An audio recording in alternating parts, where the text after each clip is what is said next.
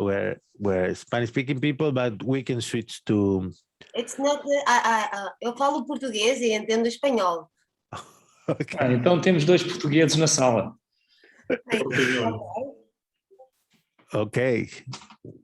Bueno, pues Marion creo que ya no habla portugués español. Okay.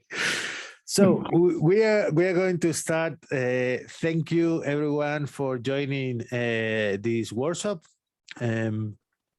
We are going to talk about metrics.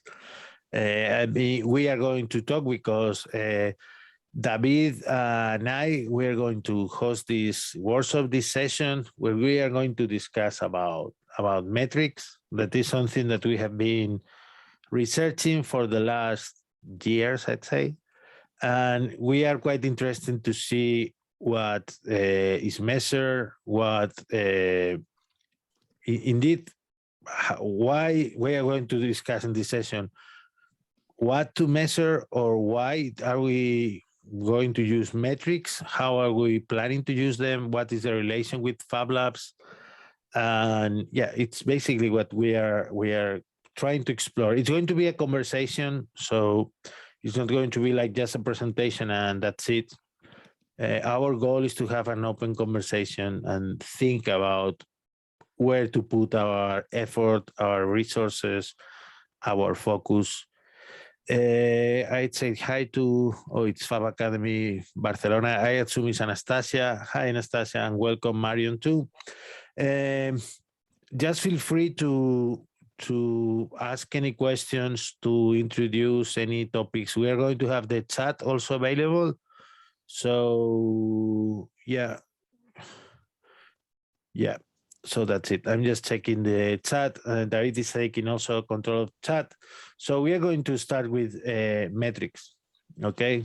Like I said, we are going to spend around 1.5 hours talking about this. We are going just to start with the metrics overview and then go to the presentation. So let's start thinking about what is a metric. Okay. And this definition is from Cambridge Dictionary.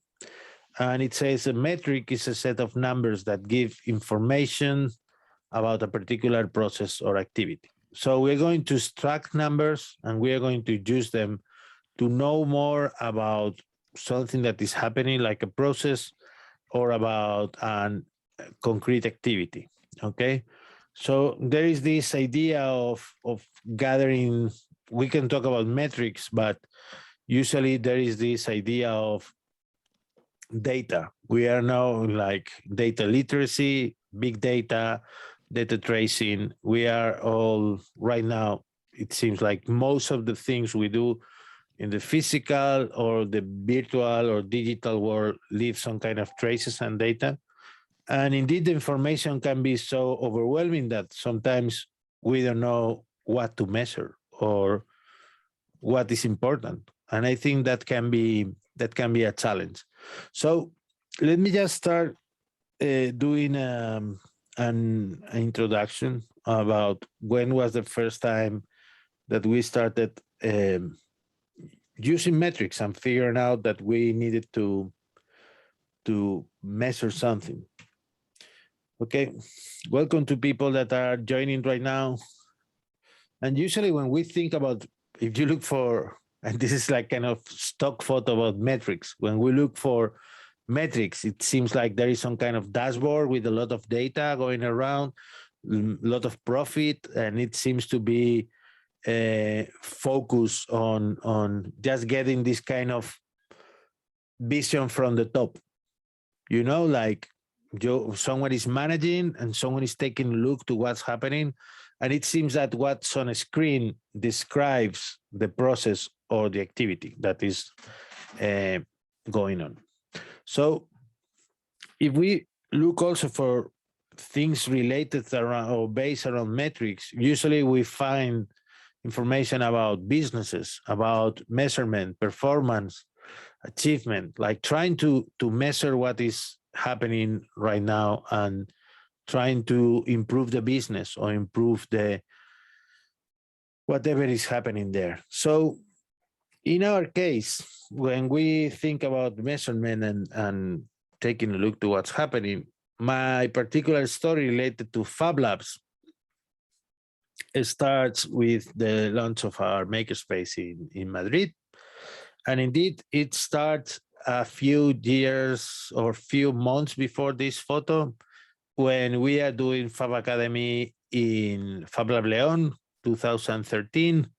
We are there, we are from Madrid. That is kind of a big city in Spain, around, I don't know, 3.5 million people, but around that time. And we have no Fab Lab in our city. We have no makerspace, and we need to go to the training to Fablab León to do it there, where we meet Nuria, Pablo, and Adrian.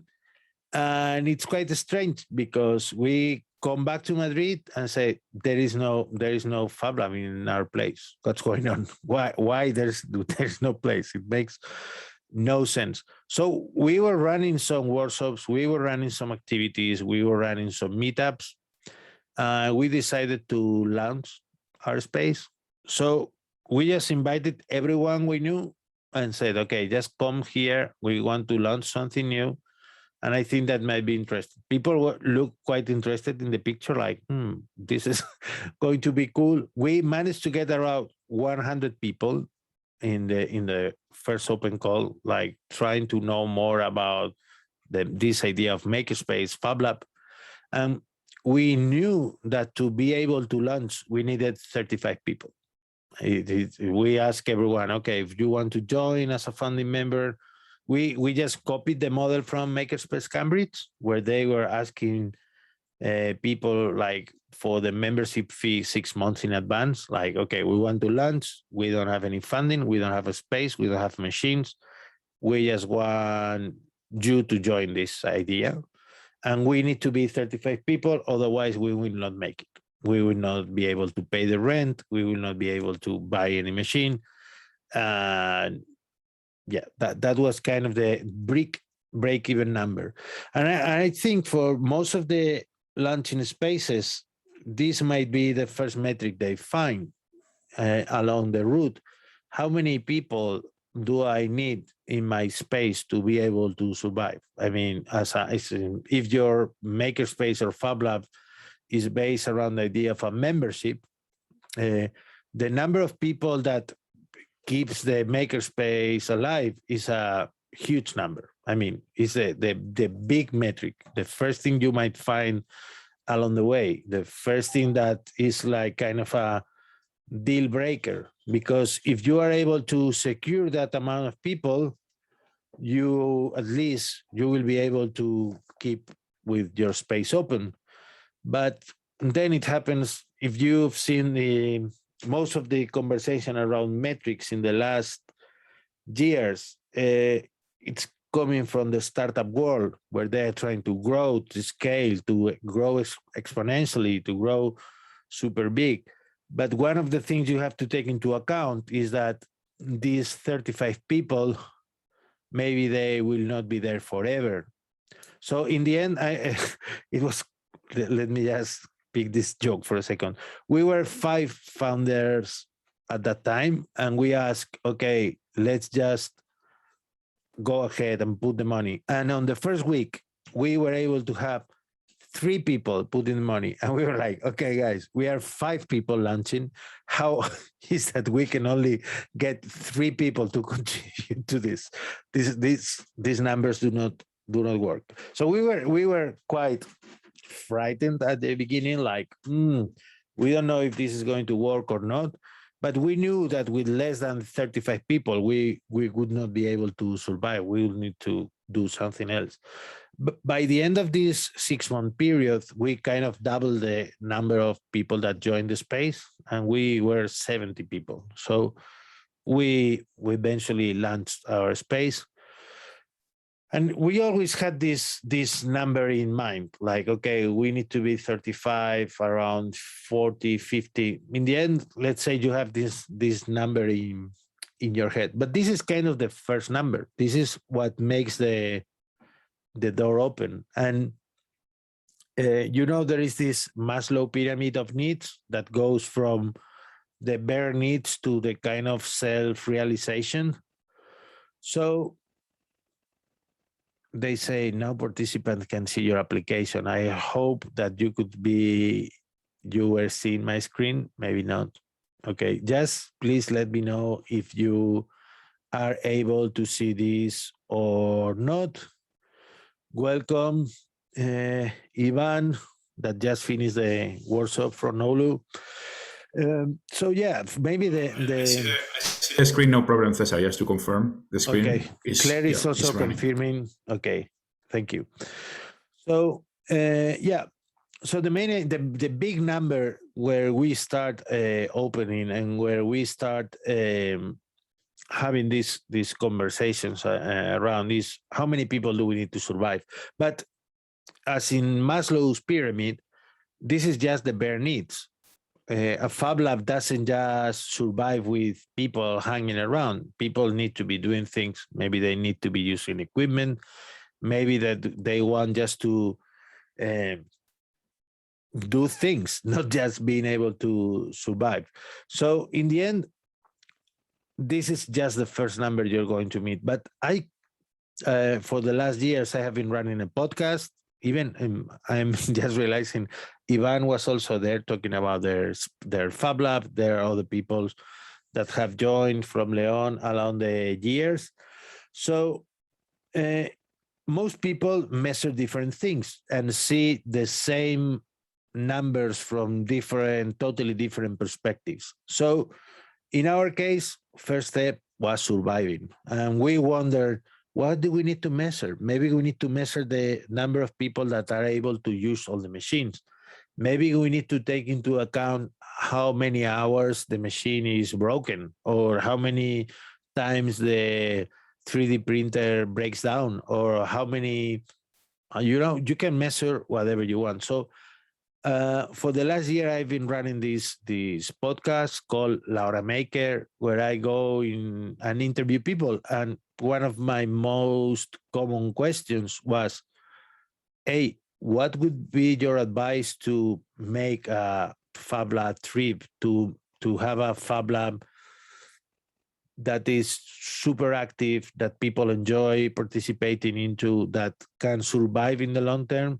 And one of the first people that just answered this question in a completely surprising way was Bart Baker, that is running the Mini Fab website. He explores how small Fab Labs can go and how they could go ahead. And for me, his answer was completely unexpected, because he said, okay, the only thing that matters for your Fab Lab is that 10 people are able to make their living out of it. If you are able to engage and join other 9 people, your space will just keep on auto running. The other things are kind of secondary. So I was like, oh, this is unexpected, because I was expecting you need to focus on keeping the machines alive, or you need to focus on. No, he said, just 10 people. The other people will join, the space will move on. If they need to make their living out of it, they will find a way to keep it alive, to keep it active, to bring new people, to keep the energy flowing. So for me, that was quite surprising, because there was this kind of super metric that could make all the other metrics obsolete or not as relevant as I thought. So there are a lot of numbers here in the Fablab ecosystem when we move from the single space to all the labs. And one of the numbers that is more well known is this idea of the last law, based on the growth of the Fab Labs, that every year and a half the number of Fab Lab doubles. Maybe right now with pandemic we need to review this growth expectation, but it's quite clear that there are some metrics that are common to most of the Fab Labs. The amount of money needed to buy all the equipment, the amount of people required just to operate smoothly. Most of these things can be measured. And let me just move to another metric that was completely unexpected. This is Guy Calvacanti, that is one of the founders of Artisan Asylum. And he said, based on a survey, one of the most important things you need to take into account is the number of square meters of your space or square feet. And he said, if you want to survive as a space, you need to have 8,000 square feet. Otherwise, you will not have enough space for the workshops and for the education and for people doing things. It will be too small and you will die. And I was like, wow, it's completely, there are people that focus on the amount of people working there. There are other people working on this space because the relationship from the space with regards of the rent and the things that you need to take into account. There's a lot of information here, and everyone seems to be taking different steps. Before we move on ahead, I would like you to think about what are you measuring right now? What do you think is important? Why do you keep track of along the year? Because we will have the conversation based around that. Welcome all the people joining now.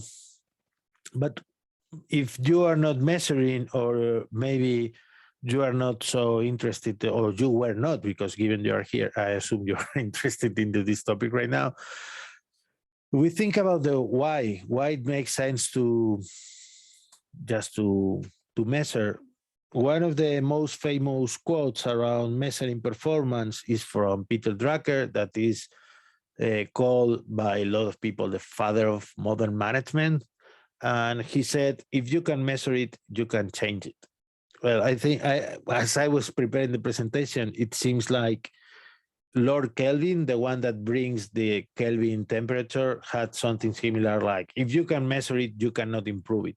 So part of the idea is, if you are running a Fablab or if you are running a makerspace and you want to have data to base your decision-making processes, to improve the space, to make it more suitable, to make it more welcoming, to make it safer, you need to have data. If you don't have the data, everything is going to be like second guessing. Everything is going to be like, let's try this. How do I know if this makes sense or not? Well, you don't have data. So everything evolves around some kind of random decision-making. And that usually doesn't lead to any kind of improvement, but mostly kind of leads to a lot of randomness. And well, maybe it works, maybe not, but maybe you will never be able to know. So Peter Drucker was the one that just launched this, or pushed forward this idea of measuring things. And I think metrics, based on our previous experience, allows you to keep track of your work. If you take the right measurements in time, you will devote less time in the end just to process all the information. I don't know if that happened to you, that, oh, we need to create a report about what happened 2 years ago or last year. And you're like, oh, damn, I need to start recovering information. I need to start gathering data. I need to start like just from scratch. It really is a pain in the ass. So it's also a way to figure out, for me right now, this, to react faster if the conditions change. When the pandemic hits and people have to reorganize themselves and they need to keep track of what's going on. If you have data about your space, you are going to be able to react faster. Like, okay, maybe there are 10 people that are no longer in our space, so we will not be able to keep it operating like this. We need to act now. If you don't figure this out at the right time, maybe it's too late whenever you're going to make a decision. On the other hand, if we think of metrics not just as an internal tool, but as an external tool, as something that can allow you to interact with third parties, there are at least 3 scenarios that we have faced in the last years that I think might be useful. The first one is the application to local programs. I mean, usually when you apply to local programs, the city council is offering some grants. They will ask you, hey, how did you contribute to the city? What did you do in your neighborhood? What kind of programs do you run? And usually they don't take your word like, hey, yeah, we are super cool. We are makers. We are fabbers.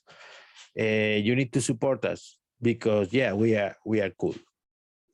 Usually that argument will not take you that far.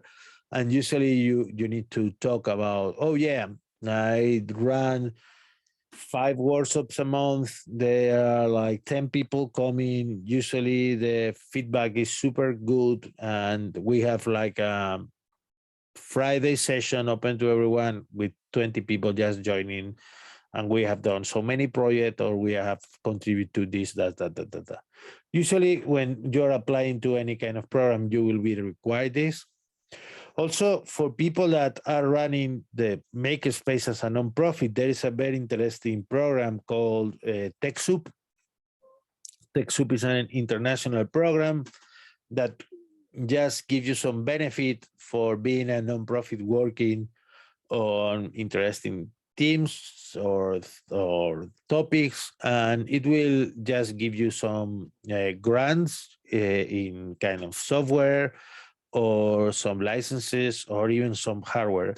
So whenever you want to apply to this, they will just ask, okay, I need to see your yearly report. I need to figure out what are you doing before we proceed with giving you this kind of support. So again, if you need to do that 1 or 2 years after you've done it, it's a real pain. But it can be also very interesting to establish a baseline for collaboration. If someone wants to work with you and you are like, okay, I want to work with local schools are going to ask, okay, what are your resources? What is your track record? What have you done before that give me some kind of confidence or give me some kind of expectation on what to do. Okay, so I think it's interesting to have this kind of metrics ready so you can have this prepared. I'm going to drink some water here. I don't know if anyone has a question, any comments.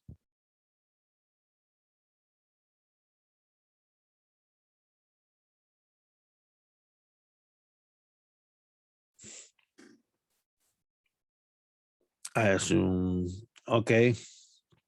Hi, Constantine. How are you doing? Hi, Cesar. Not too bad, thank you. Yeah, just keep going. Interesting stuff. Okay. Oh, David is sharing a summary, so great. Let's go. So how do we measure that? And usually when we are talking about Fablabs, the main tool to collect the data used to be some kind of the software you're using to manage your space. So maybe some of you are used to Fabman. This is a tool that was started in Austria, Fablab. They were like looking for ways to keep track of who was able to use what machine, keep track of the equipment, being able to book the machines and be able to make use of that. So for a lot of these programs, they're based on this idea of being able to measure what's happening in the space. And another software that maybe some of you know is EasyLab from Berlin, that is based around this idea of reservation. But this will also keep, it's very interesting because this creates this kind of virtual layer where you have devices that are gathering data from maybe your laser cutter 3D printer. So you know, oh, this 3D printer has been running for 3,000 hours. I need to do some maintenance before it breaks down, or I need to keep some spares.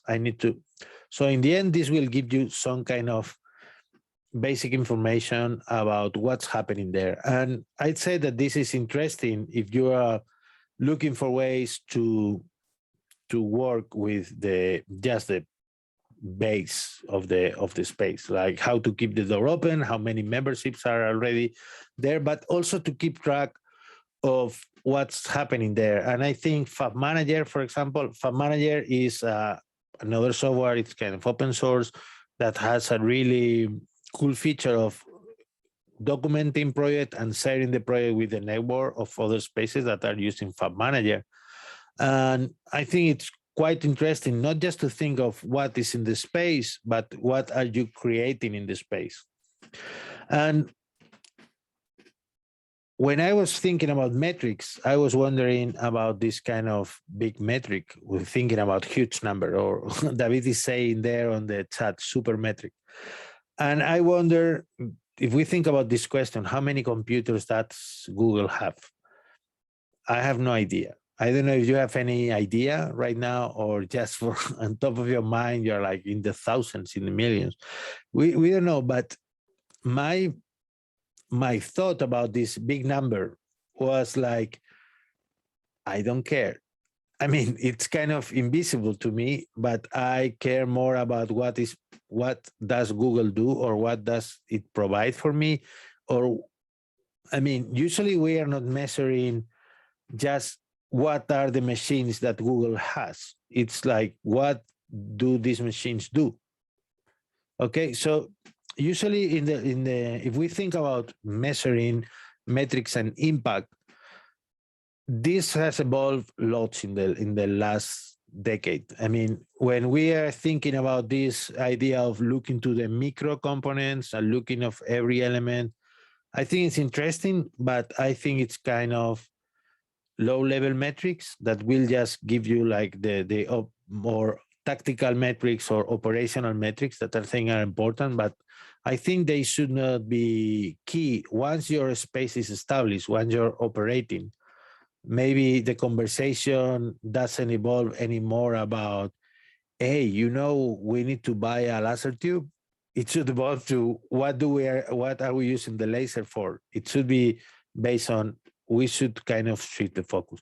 So if we think about how to measure and what to measure right now, and if we are looking to measure impact, there is this, there are a lot of standards, there are a lot of information that are already in place that I think most of I'm not sure that most of the Fablabs are aware of, but the starting point is basically the theory of change that is pushed forward by Nesta a few years ago, and it looks to establish some kind of chain from the results to the inputs.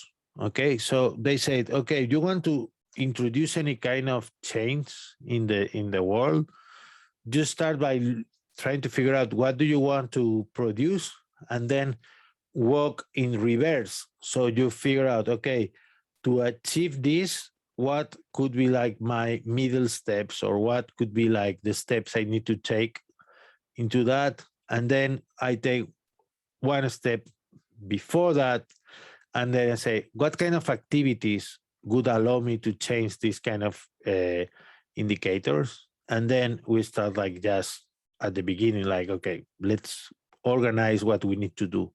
So it's this idea of not focusing too much maybe on just the small details, but having this kind of broader idea of what is the kind of change or social impact that your place is producing in a way.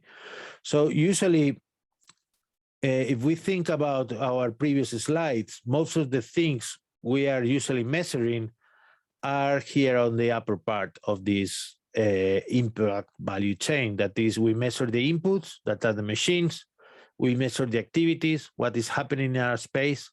We measure the output, how many people have passed through our workshops, and that's it.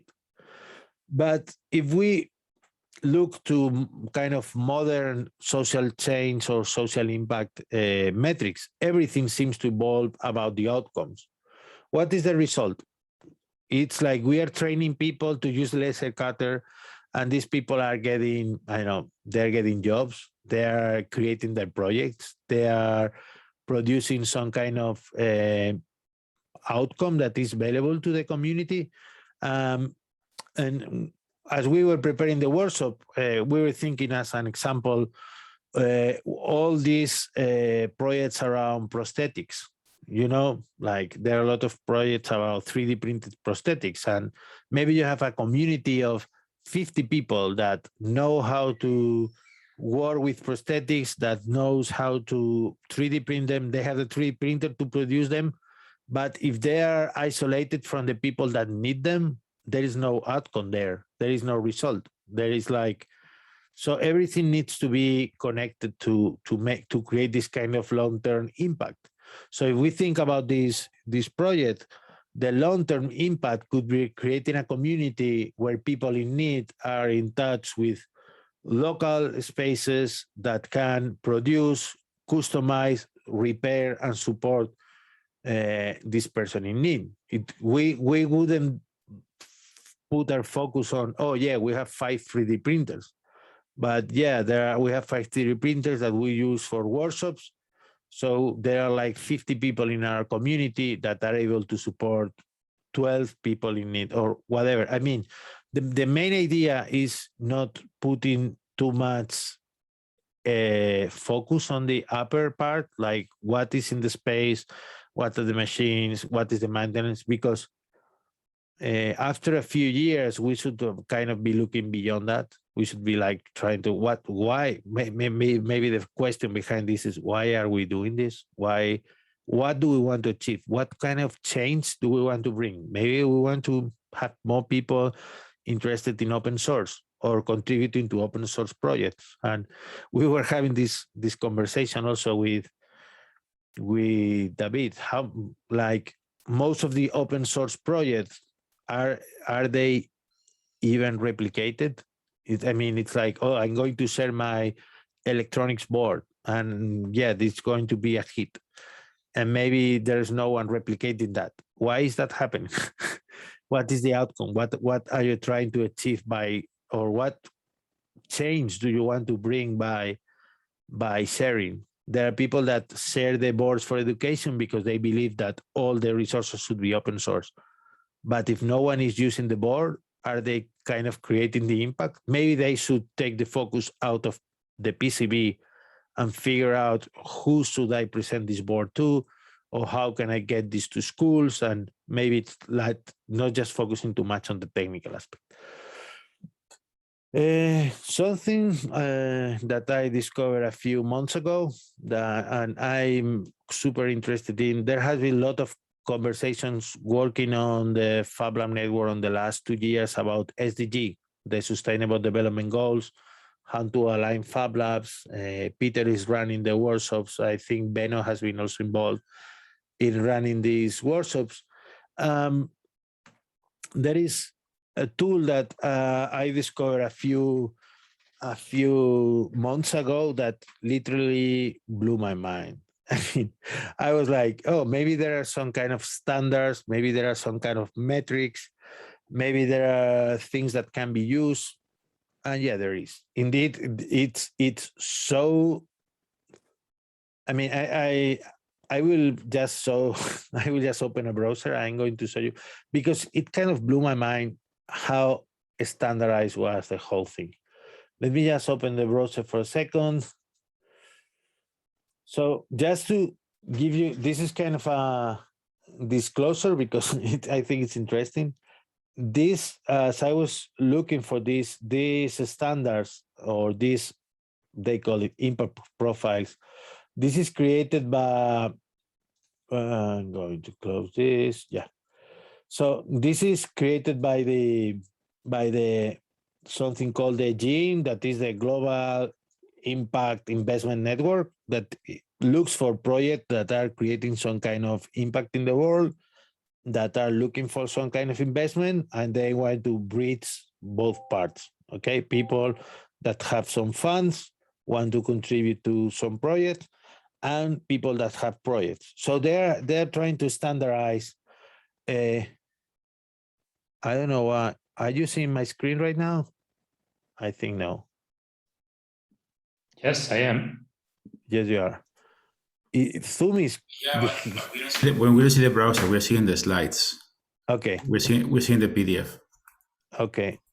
Okay. Just give me. I think I was sharing the screen, and I'm just sharing the PDF. Just give me a second.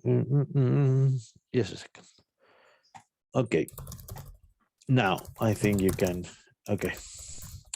So, like I said, this system was just created by kind of a network of entities working in social impact, looking for ways to standardize what do they measure, what kind of information they're looking for.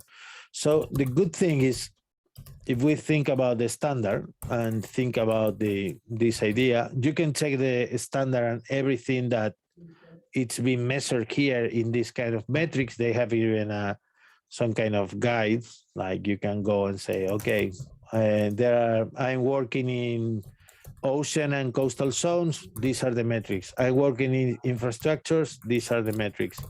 I'm working on whatever. They have these metrics. For me, the most interesting thing about this standard, when we are thinking about measuring, David, I think I need to mute you, or you need to mute because, okay, ready.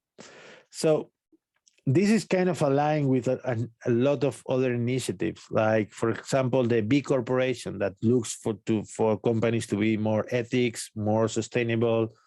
But there are a lot of other, the International Labor Organization, there are a lot of entities, OECD, social value.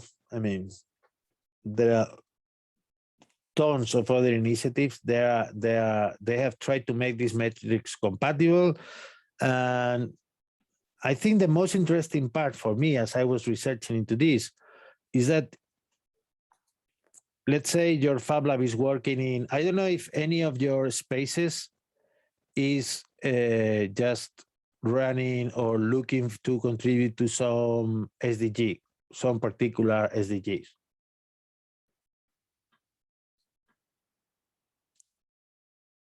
Yeah, no? Anyone has? So let's say, for example, that you are working today. I was seeing the research paper. There was some kind of research being done on women on Fablabs. So let's say you want to create an impact profile. I say woman in Fablabs. So do you want to start with an SDG? Yeah, I want to start with an SDG. I can look for the SDG number 5, that is gender equality. I can select this. And what area? Maybe you are working with gender equality in regards to education or in regards to diversity and inclusion. Let's say you're working with a gender equality program with regards to education, and you want to work with this idea of access to quality education. If you change any of these, you will see that there are some different drop downs. It will give you some different ideas. Let's say I'm working with gender equality in education. I'm trying to ensure that everyone has access to quality education. And it gives you like these several options that are already kind of done for you. Like, what kind of SDG matches your approach? You're trying to work with children in crisis, early childhood care. Maybe you're trying to work with equitable access and education. Maybe I want to improve job skills for the future. Okay, so yeah, this is my choice. I don't know if you want to explore any of the other options. This is your moment just to say, oh, no, I would like to see. Otherwise, we will go ahead. 3, 2, 1, go, save and view results. So, thing is, we are seeing here kind of the goal of improving job skills for the future. We can see this kind of overview. What are we trying to do? How much, what's kind of their contribution, what's kind of the risk. And we even have information for the evidence. Like, you will find papers that say if you improve this kind of job skill for the future, you will have like woman labor market outcome in low and middle countries. So you have like a study that ties your metric to your outcome. They will bring you information. So what you want to say, okay, what kind of impact I can expect if I focus on this? You will find research and papers that support this idea of improving the skill for the future will bring better outcomes for women in low middle income countries. And I think it's quite interesting to see also what are the metrics. What do you need to measure? So if you think about this, you will find kind of the number of employees promoted, how many people have improved in your career. So the thing is like, it will give you the metric and it will give you the formula to calculate that. So when you are going to present your results and you said, okay, I'm working in my Fablab to improve the job skills, and they say, okay, what are your outcomes? What are you doing? What are you achieving? You will find here this kind of template with some common established definition of what is important, how to measure that, how to calculate that, and what are the kind of the results. So the main idea is that by doing this, you will have some kind of set of standards that will help you like have this conversation about, oh yeah, let's say I'm running 5 workshops every year, and out of these, 25 people improve their employment every year. Okay, maybe this is nice, maybe this is not, maybe, but if you don't use the same metric as other people, you cannot compare what you're doing with others. And even you cannot make sure that if you are focusing on the right things. So by using this kind of guidelines, then you're able to have this align with most of the people's standards. And then the main idea is to reach kind of this consensus to have this common conversation on what are we measuring, how do we agree on what is important. And I think it's quite interesting because it will give you like, what is your stakeholder, who are you focusing in? It will give you what is your demographic. So you need to have this data. And I think that they offer you like this, how many employees were promoted, what is the change, what is so the main idea here is that you have all the metrics, and it's very interesting here on the data. If you look for the research data and all these analytics, you will be able to find, let me just look for, because there is, for people that are interested into there is a taxonomy. Just to make clear, I just found this tool. I think it's interesting. I'm not part of the Gene network. I just think this is super powerful. Like some people say, like wonderful tool. Monica and Claire were talking about this.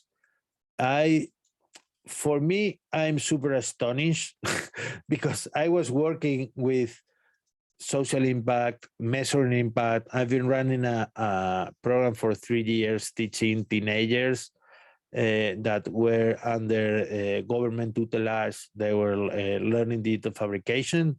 And sometimes when you were trying to explain what you were doing, it wasn't quite clear. Some people were like, well, yeah, but I think having something like this can help you lots.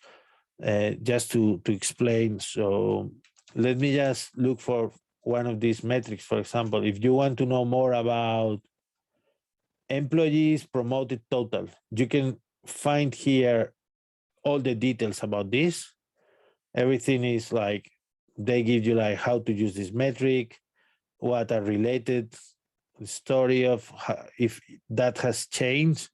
So I think it's quite interesting to have like a common definition of what do we mean by improve employment?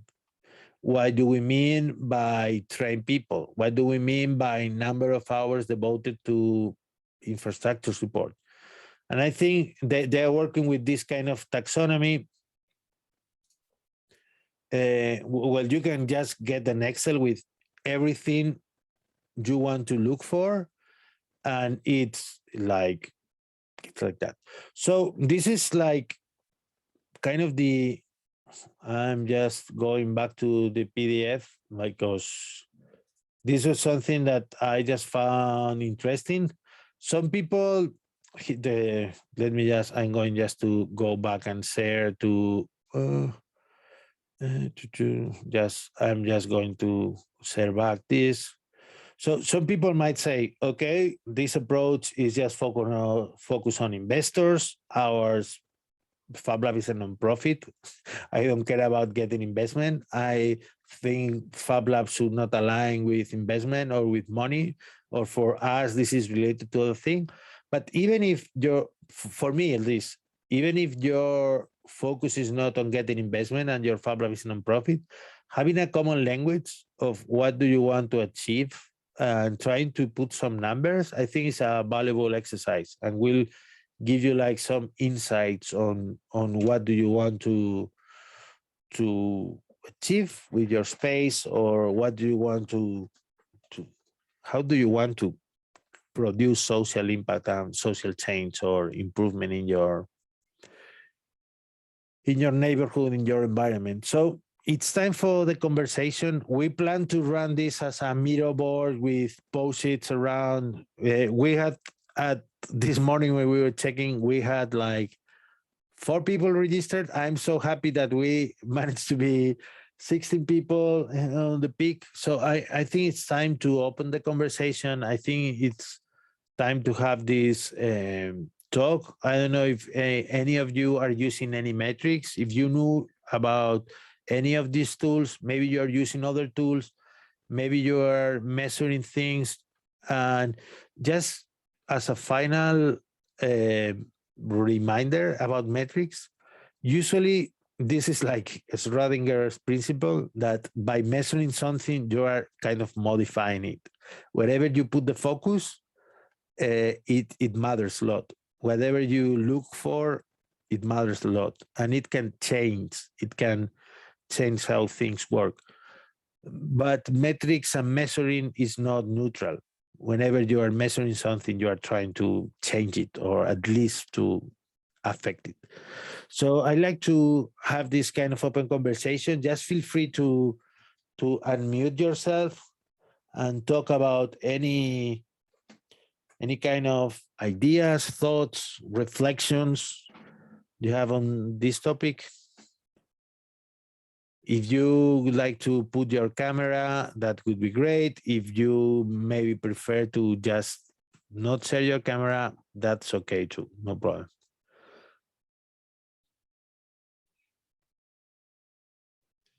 I'm not immediately measuring anything myself at the lab now, but there's a big knowledge exchange program at our university at Plymouth.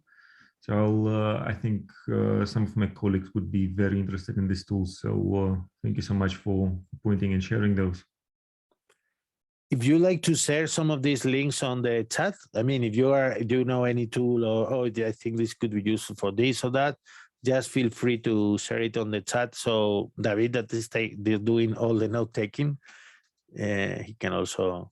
I think the most useful thing at this stage would be, because you mentioned there would be kind of a user group on this. So did I understand it right? Would there be some sort of regular scheduled way to meet and talk about these things? Because as I say, my colleagues who are running the particularly student knowledge exchange programs would be extremely interested in these tools. And I think their participation in this would be much more useful than mine. Okay, I think we have this kind of ongoing conversation, at least informally. There is another group that I know that Ivan is also part of this. On the Fab Foundation, there is a group talking about education that it's based on STEAM education. I think that could be really useful for your colleagues too. I can share the link also later because yeah, I think I don't know if any, okay, Beno is sharing one, globalimpact.world. We will be keeping those. I don't know if you got the link for a Discord chat for the event. No? Okay. Given this is the first day and we are 3 hours from the official opening, I assume most of us are just jumping in the event. I will try to look, just give me a second. I will try to look for the link so we can have this, invite people. Yeah, okay. Let me, okay. I have the link here. I will just share it.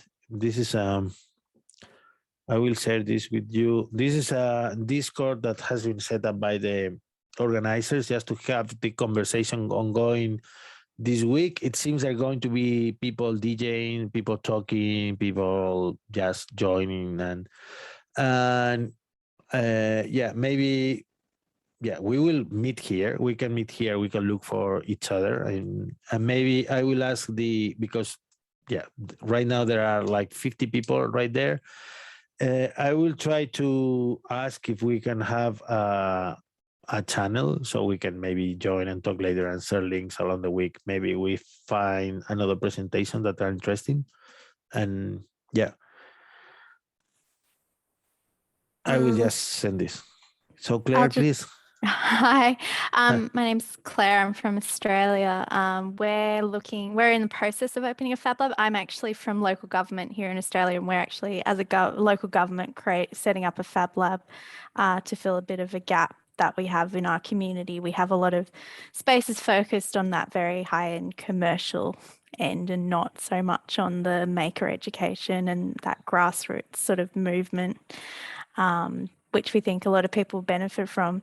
It's interesting talking about metrics because being from government, metrics are really important. And I'm currently sort of working through how we're going to measure the impact that this Fablab is going to have on our community, and also to sort of argue for further funding from our own organisation and from other levels of government. And it's interesting, I've been through a similar process trying to measure innovation in our area, and one of the things we kind of come to is we're trying to measure like the real world impact, so changes in the population, changes in business and things like that. And one of the challenges we run into is either data doesn't come out regularly enough, or the data that you want's not necessarily there, and it's always sometimes a bit of a challenge to collect what you want, and particularly at a really focused local level to see if what you're doing is actually resulting in some sort of change.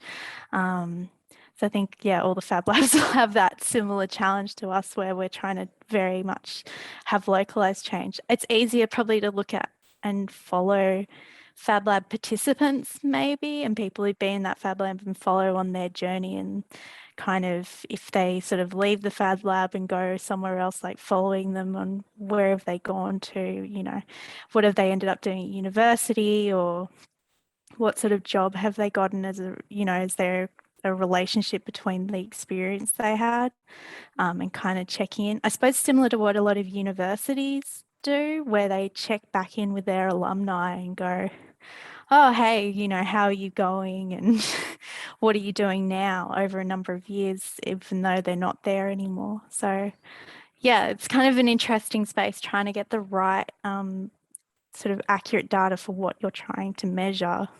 Can sometimes be a bit of a challenge, particularly on a local, small local area sort of level, rather than much larger geographical areas and populations. So yeah, I think it's something to keep talking about, definitely. Great. Thank you, Claire, for sharing this. I think there are all super interesting questions. I don't know if anyone would like to contribute with some experience or insights. David also shared the notes, so you can also keep track of all the links, things we are talking and sharing. I think one of the challenges facing with Fablabs is that they can be present in several stages in life. like you said, for example, I know in Fablab Leon, they're running some programs on how they want to promote STEAM careers.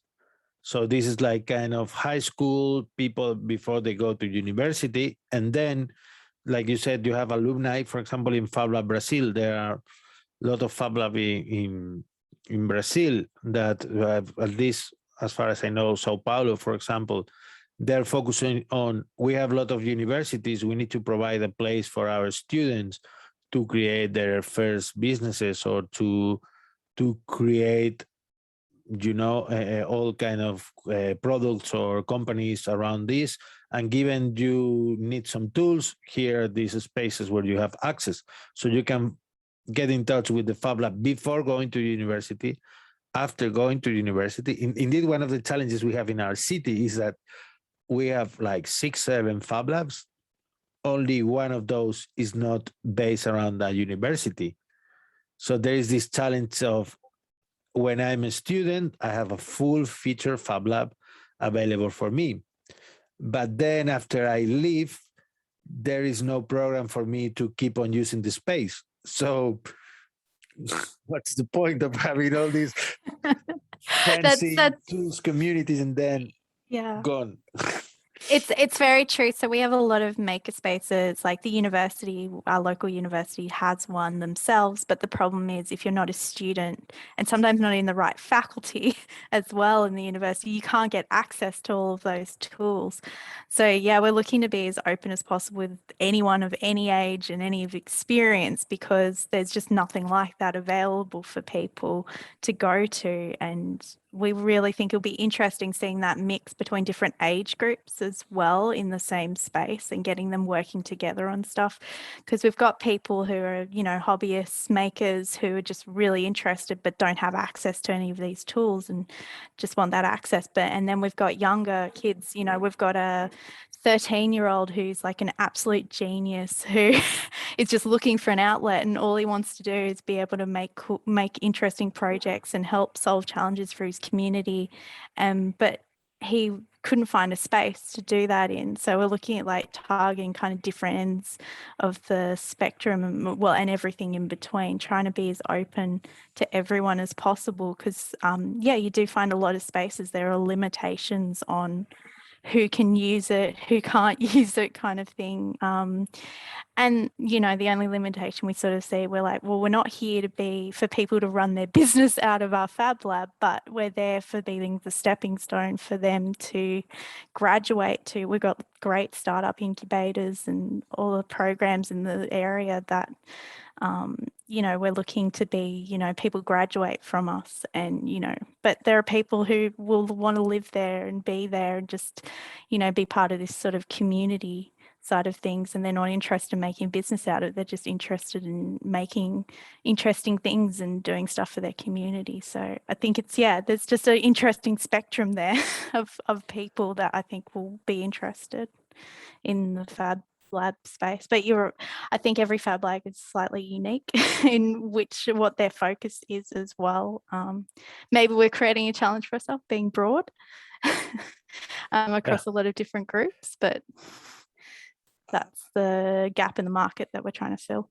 Yeah, I think mapping this is one of the most challenging, but also one of the most interesting parts about.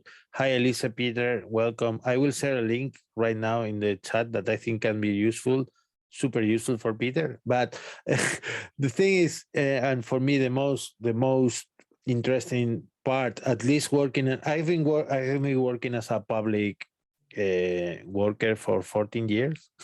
So I know all the hard work working with local, but for me, the most interesting thing to map on this in terms of is the relationship of the Fablab with the existing ecosystem, because it makes no sense to just look at your Fablab without, like you said, for example, I think it's a perfect example. Okay, I have a Fablab and I like people to create things, but I also have incubators that are maybe 2 blocks away. And maybe we have trouble finding people to go into the incubator. So it would be great to create this kind of process where we can help people move from Fablab to the incubator. There is a space in Spain called City Lab where they have several floors, and there is an open space for people to join.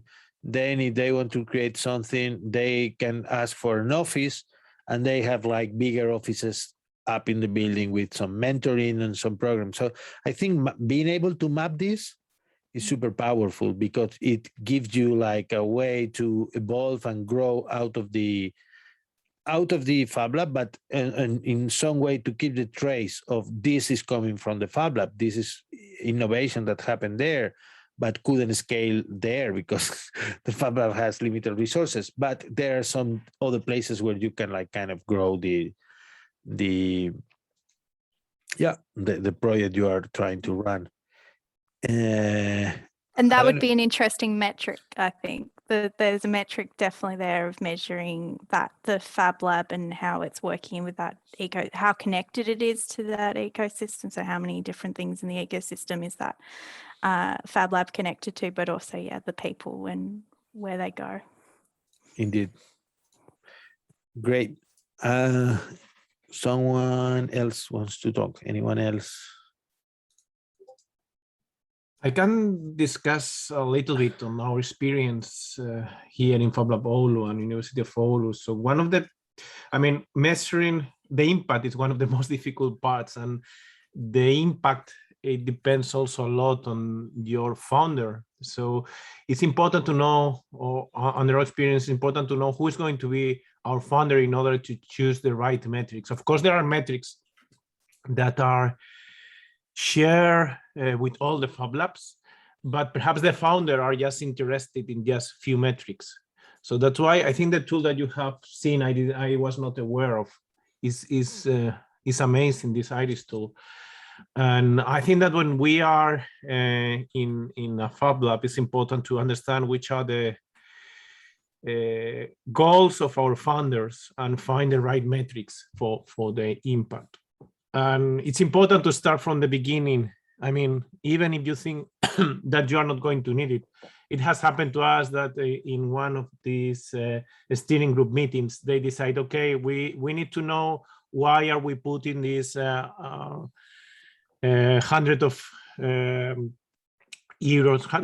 of euros per year in the Fablab. So I need a report in 1 week on which has been your impact for the community. So we had to write this in just actually at that moment we didn't have any metrics or anything like that. So we had to write the report in a hurry in just 3-4 days. So I think that is important for at least our experience is that we should start getting these metrics from the beginning when you open the Fablab, even if you think that they are not necessary. Everybody likes to see numbers, and it's a way also it's important if you are applying funding to have some kind of metrics to show, okay, I can do this, I'm able to do this. So it's important to be convincing. So I can show you what I have done in the past, and in order to show you, I'm going to show you numbers. So I think the metrics are very important. Thank you. I think it's interesting here. There is an NGO called Creatica, for example, that is running workshops with teenagers. They're super creative. They're doing like collaboration with architects and other people. And they're, like I said, they're kind of non-profit. They're not so focused on getting funding or securing funding for other bodies and universities. But even for you need a space. And this is one of the biggest, I think this is the biggest cost ever. For most of the spaces, keeping the space, insurance, everything. So for example, in our space, we have been discussing, should we ask someone for a space? Maybe should we ask for local government for a space? Maybe we can ask for a foundation for a space. And in the end, you realize if you want to ask, you need to be able to say, we are doing this. Like Ivan said, if I'm going, I think it makes it simpler for everyone. If let's say I'm in Australia, I want to go to Claire and say, okay, Claire, I think it could be very beneficial to have a Fablab here. And we are a community of people, and maybe they receive like 20 groups every year, like looking for these kind of facilities. So having this kind of process structure and having this kind of metrics, like, okay, we have been working with teenagers. We had like 500 teenagers last year. We presented this many hours, and these are some pictures, and these are some of the projects. And I think this builds, it puts some weight into your work. Maybe you can use the way and this leverage as you want. Maybe you like to apply for funding. You want to invite someone to be at your space and to, I don't know, become a mentor or something like that. And I think you never know, but if you have like 1 week to put everything into the report, probably it will look a bit I don't know. I have been there, so it's not so. It's easier said than done. So, Yeah, don't do that. Okay, any people want to just share some information or some Beno? Yeah, super, Cesar. Yeah. In our experience, measure impact has been a real revolution inside the lab, because at the beginning we started focusing the product development, but we realized that more important than minimum viable product, it's a maximum possible impact. And the first challenge after that is how to measure, how to measure. So let me, I don't know if I can share one slide, please. Yeah, just let me. The tool that we have developed for that. It's a very simple, and if you want to use it or more information about that. Okay, I'm making you co-host. I think is the fastest way. Thank you, sir. Yes. Ready. Excellent. Thank you so much. Yeah, this is what we call the maximum possible impact and how to measure your effectiveness. No? We take just two variables: the impact that you want to raise and the resources that you use. No? So we realized when we start to explore that the impact, the concept of impact have many different levels. For example, if we talk about education, I am listening that we are talking about sensitization or maybe do a workshop, etc. But these are different levels of impact. So this is important because, for example, at the beginning, we organized a lot of conference, a lot of, I don't know, demos, open lab, etc. Beno, just a second. I think we are not seeing your screen. We don't know why.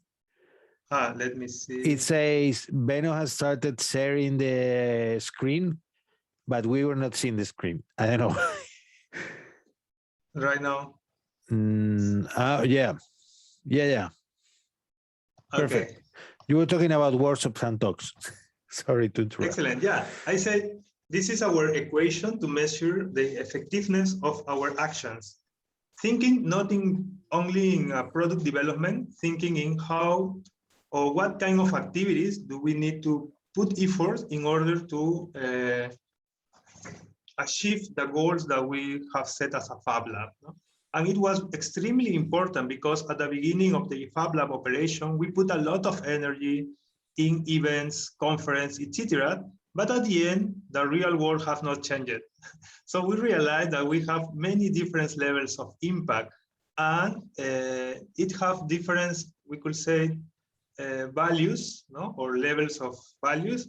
And we create this final equation that means focus in the activities that will really help you to address your impact and complement with the others. But the others activities, for example, sensitization, it's important because with, I don't know, if we impact, for example, 1,000 people, a percentage of these people will be interested to jump to another level of impact. For example, in this case, be trained or be part of a workshop. No? And a percentage of this new level of impact will be interesting to jump to another level of impact. No?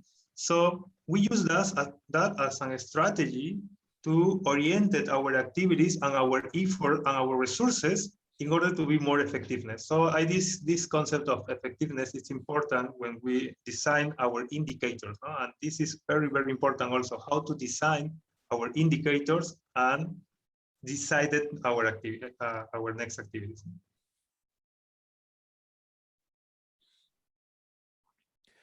I think it's very, very powerful, Beno. Thank you for sharing. I totally agree that this kind of, when we were thinking about this in our makerspace, we call this focusing on the transitions, because you have people that just visit the space. Maybe some of these people will decide to join the space. Maybe some of these people will decide to be active members of the space. Some of these people might even engage into the board of the space and help others just to become engaged. So I think keeping track of all these transitions is kind of super powerful. I mean, it's and it will also help you like figuring out how to grow in the long term. I mean, how to grow not just the user base, but the amount of people engaged in the space. That I think it's one of the most challenging things when you go over time, to have people doing all this kind of, well, there is some rotation. People in startup call this the churn. How many people just download the app, open the app, subscribe to the app, and how many people drop from the app every single month. So all the startups are always looking for growth, because they need to be focusing on, they know that every month they will lose 2% of people there.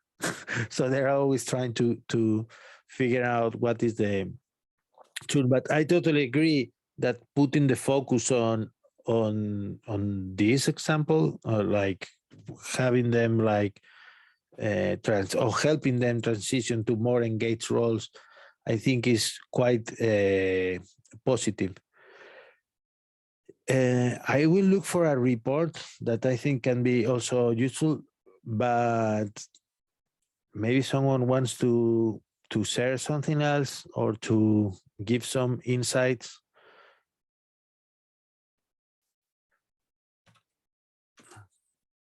I'm going to do a spoiler. Otherwise, I'm going to do a spoiler of the research I'm looking for. David, do you want to say something? Yeah, actually, I want to play Evil's advocate for a second, because of course, it's very interesting to look at metrics as a way to help focusing and establishing which is the right approach. At the same time, I think that goes against the idea of personal or individual creativity, which is at the core of, let's say, radical innovation. So there is this interesting conflict emerging here, and I think it should have triggered at least somebody's red LED in their brains, saying, "Oh, there is something dodgy here," because we're talking about applying, let's say, a very data-centric way of determining even which kind of activities are going to make sense for your space, because you want to maximize the impact. At the same time, I think the one thing we're not talking about is where this impact is focusing. If this impact is focusing on education is one thing, if impact is focusing on sustainability is a different thing. But at the same time, it's compromising what Freeman Dyson would say is your freedom to create, So I think that goes a little bit against the whole idea of the maker culture. So I think this is a point of, it's an interesting point of conflict that I think if there is any kind of PhD student in the audience, they will probably start problematizing or should problematize a little bit about it. And I just drop it there. I think that's a real point. I mean, that's one of the real questions. And indeed, we have this conversation of what like I was saying before, whatever you're measuring is affecting the way that you are working with the space. So if you're focusing on I want people to transition to more engaged roles, it happened in our space. Some of the people that were creating more now are more into the keeping the place alive. They're not making that much anymore. But at the same time, being aware of that will open the door to have other people join that role and balance that, you know? Otherwise, it's like, oh, someone is doing that. Let's not worry about it. So I agree that it creates some kind of challenges. I think it also happened, for example, when I was looking for the thinking as a local government employee, some of the programs there are focusing on throughput. So, for example, I have an incubator. I want to have 30 startups every year. So to have 30 startups every year, I need to have them stay for 6 months. And maybe 6 months is not enough for them to create or to advance the product further. So 6 months, or maybe the first month they land in the place, they use the space for 3 months, and then the next 2 months they need to look for another space. So in the end, you are like providing them 3 months of space and 2 months of instability and focusing on other things that are not their core. And maybe you say, okay, I will make it longer, 1 year, but then your numbers drop because before you were serving 30 startups, now you're serving 15 startups. And someone might question, oh no, our numbers are dropping. We need to put that up. Okay, more startups. Let's make them go through. So it's a real problem. And in one of the worst cases, in my opinion, is with the National Health Service in the UK. They were like focusing on metrics. And they were saying, okay, we need to drop the waiting times for people that have some kind of serious condition because we need to take care of people. So we're going to say no one is going to wait more than 30 days to get their results or to get the treatment. So what happened was that it was physically impossible to just comply with that. So they just discovered that if you ask people to have some kind of trial, they would reset the counter. So people were like, oh, we are not able to just to do the proper procedure, but we are going to send you this test. So the counter will reset, and instead of being served in, I know, 40 days, it will take now 2 months. Because you have to comply with the metric. So sometimes metric can also be a kind of a big pain. And also, I found the link, so I want just to share this for a second. This is, I think David has sent me something on the chat. Maybe this is the classical wording of we are 5 minutes from the end. Yeah. So I mean that we are synchronized beyond the way. So I just want to send this quickly in case someone wants to take a look to this. This is something from MIT D-Lab that has been researching on local impact ecosystem to promote entrepreneurship, startups, and one of the most interesting things for me, they also got some metrics. They also got some just, maybe it's simpler if I just share the screen for a second. Okay. Okay, this is kind of the map of all the agents that were mapped. There are some roles, and there are, I don't know, they even get some kind of indexes. They have one for Santiago de Chile, Ciudad de Mexico, or I think they even have one for Sao Paulo or other cities.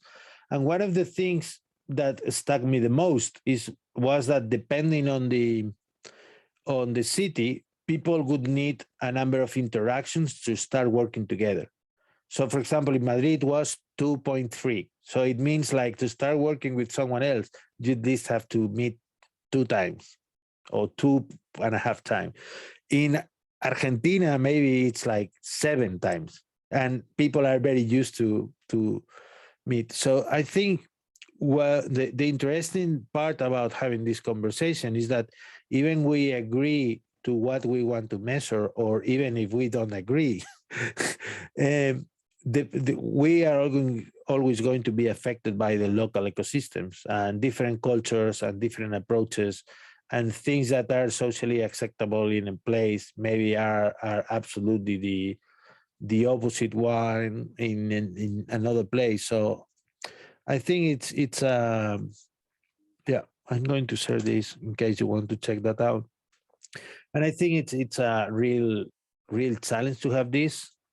And again, I agree that measuring a bit too much can impair creativity, can impair what's happening. But I would also say that not measuring at all puts the makerspaces sometimes in a hard position of, yeah, we don't care and whatever happens is right. So I think we need to achieve this kind of balance that I think it's not so easy a lot of times. I don't know if anyone has some final words.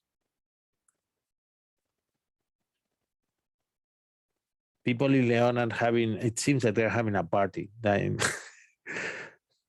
don't know, there are so many people there. They're wearing masks, so it's okay. Okay.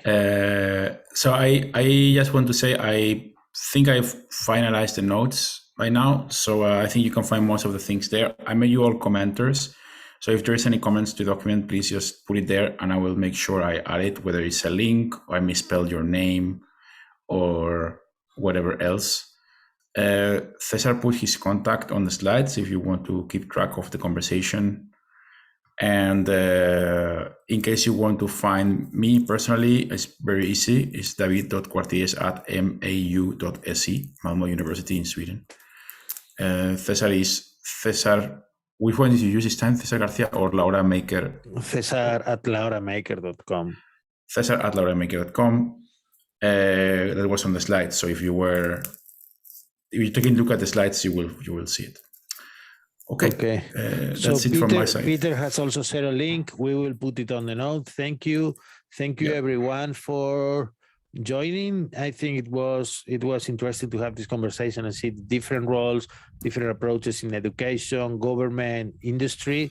And I think we can keep the conversation on Discord. And well, we are about to start officially Fab 16 in a couple of hours. So it feels like the Olympics in a way. It's quite strange. Yesterday, the Olympics closed. Now we take the lead with international events of people around the world. So yeah, I hope you have a interesting, nice week with all the workshops and activities. And I'm sure we will meet each other in this along the week. So thank you all. I don't know if I have to click stop or something to stop recording. Thank you for joining.